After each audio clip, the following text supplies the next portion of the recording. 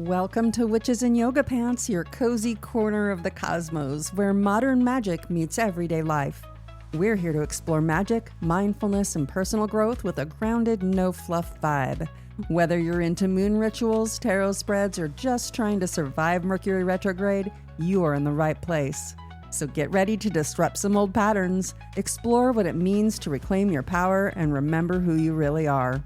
So pull up your yoga mat, light a candle, and let's get into it.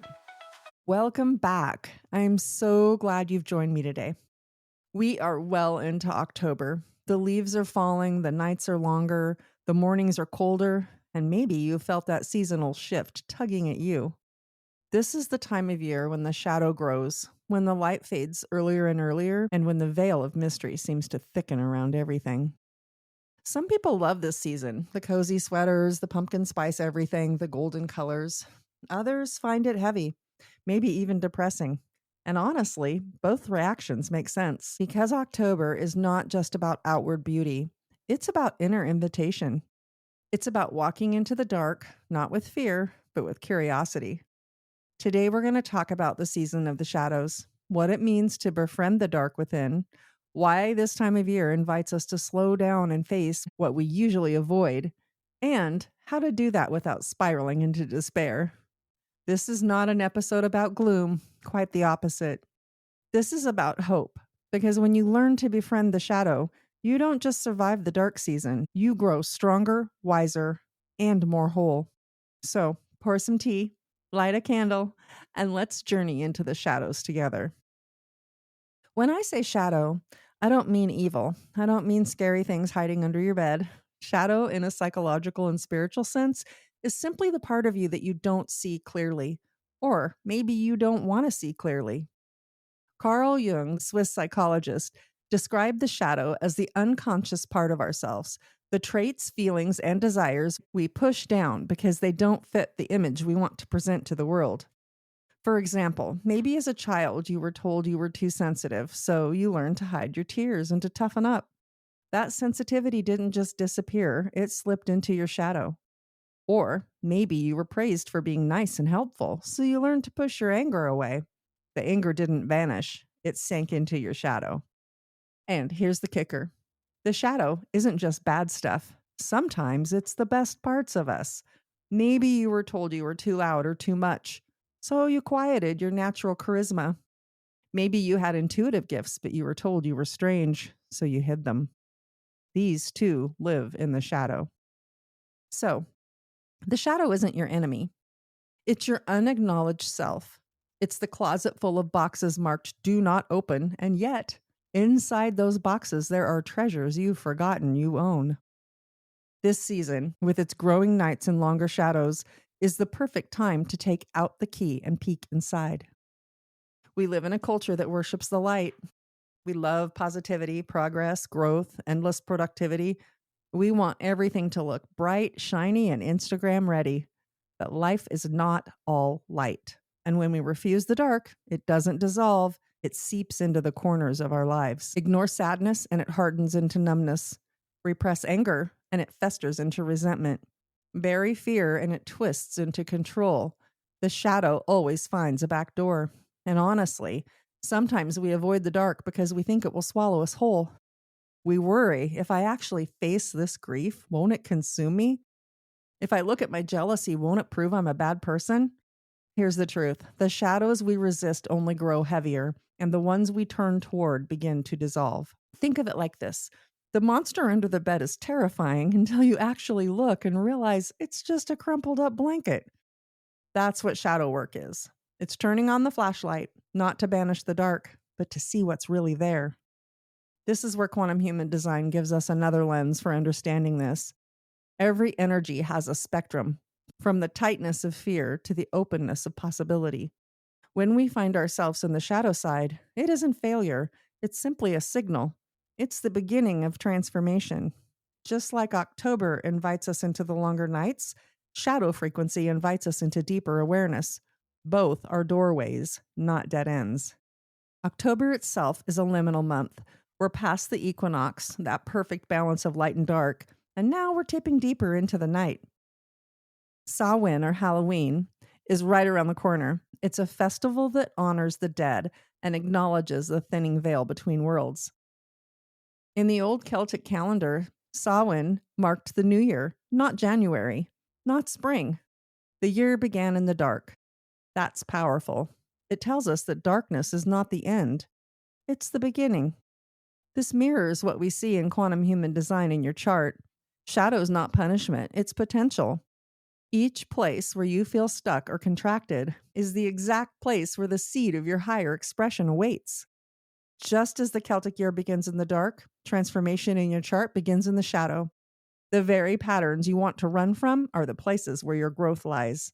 So, when you feel yourself being pulled inward this season, it isn't weakness, it's alignment. It's your design, your body, and the season reminding you, begin in the dark. We've been taught to fear darkness, but if you look at nature, darkness is where life begins. Seeds sprout in dark soil. Babies grow in dark wombs. Dreams are born in the dark of night. Darkness is not emptiness. Darkness is potential. Think of the trees right now. Their leaves are falling, their energy retreating inward. On the surface, it looks like loss, but underground in the dark, the roots are strengthening. The soil is being enriched. This is not death, it's preparation. Your life works the same way. The feelings you bury are like seeds. If you ignore them, they rot. But if you tend them with awareness, they can sprout into wisdom, creativity, and strength. In quantum human design language, this is moving from the shadow frequency into higher expression. The compost of what you've resisted becomes the soil for your gifts. Now, let's pause and acknowledge something important. For many people, this season isn't cozy. It's heavy. Seasonal depression, often called seasonal affective disorder, is real. Light affects our mood, our energy, and even our brain chemistry. If you feel more tired, unmotivated, or sad this time of year, you're not broken. You're human. You're responding to the cycles of nature, and in human design, this sensitivity often shows up more strongly if you have undefined centers. If your emotional solar plexus is open, you might feel weighted down by the collective emotional climate. If your head is open, you might feel pulled into the mental pressure of figuring out why you're feeling heavy, when really it's just the season shifting. If your sacral is undefined, you may not have consistent access to energy, and the darker months can make you feel like something's wrong with you, when in fact you're living your design. So, let's talk about how to meet that heaviness in a way that's gentle and supportive. First, light helps. Even small rituals like opening the curtains as soon as you wake or lighting a candle in the morning, reminding your body that the day has begun. Get outside even when it's cloudy. It makes a difference. Second, warmth matters. Surround yourself with colors, textures, and food that feel nourishing. Think soups, teas, cozy blankets, and golden light. These aren't luxuries, they're medicine for the season. And spirituality, instead of fighting the dark, we can ask, what is this darkness showing me? What wants to rest in me right now? And what is getting ready to grow in my inner soil? This way, seasonal heaviness becomes not just something to endure, but something to listen to. There are practices that can help you befriend the shadow. One way is through shadow journaling. Take out a notebook and ask yourself questions like, what am I avoiding right now? What do I fear people will see if they really know me? And what do I judge in others that might also live in me? Then write without censoring yourself. Don't worry about fixing or analyzing. Just notice what comes up. You can also try mirror work. Stand in front of a mirror, look in your own eyes, and speak words of acceptance aloud. All parts of me are welcome, even the ones I've hidden, even the ones I've feared. This is especially powerful if you've carried conditioning that certain parts of your design were too much or not enough. You might also create a shadow altar. Gather a few objects that symbolize the hidden or unacknowledged parts of yourself. These could be stones, feathers, words you've written, or small meaningful items. Place them somewhere safe and visit the altar when you want to remind yourself that nothing within you is unworthy of love. Each of these practices is designed not to fix you, but to help you listen more deeply. And when you hold them alongside your quantum human design chart, they become even more personal, a way of meeting yourself exactly where you're designed to be. Shadow work isn't about erasing the heavy notes in your design. It's about hearing what they're trying to teach you and let them guide you back into harmony. And remember, Humans have always told stories about shadow season. In Greek mythology, Persephone descends into the underworld each fall. It looks like loss, but without her descent, there would be no spring. The dark makes renewal possible. In Norse myth, Odin hung from the world tree for 9 nights, a shadow journey of sacrifice and stillness, and from that darkness, he brought back the wisdom of the runes. In fairy tales, the hero always enters the dark forest. That's where the transformation happens. The forest is not punishment, it's initiation. And in human design, we see the same pattern written in the chart. Every energy has its underworld, its shadow expression. And every energy also has a springtime, its highest expression. Shadow is not the end, it's a passageway. Whether it's Persephone's descent, Odin's sacrifice, or your own chart asking for awareness, the message is the same.